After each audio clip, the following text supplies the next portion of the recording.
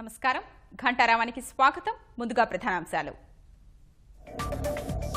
ఆలయాల్లో వైకుంఠ ఏకాదశి శోభ, ఉత్తర ద్వార దర్శనానికి భక్తుల బారులు.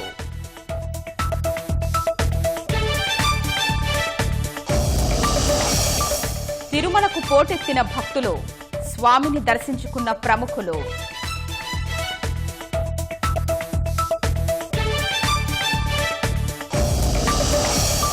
కోనసీమలో పెథాయ్ విధ్వంసం, భారీగా పంట నష్టం, నేల కొరిగిన చెట్లు, స్తంభాలు.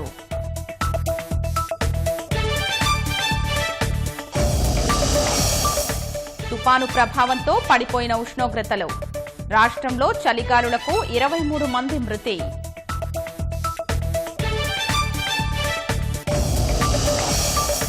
మద్దెల చెరువు సూరి హత్య కేసులో నేడు తీర్పు, 8 ఏళ్ల పాటు సుదీర్ఘంగా విచారణ.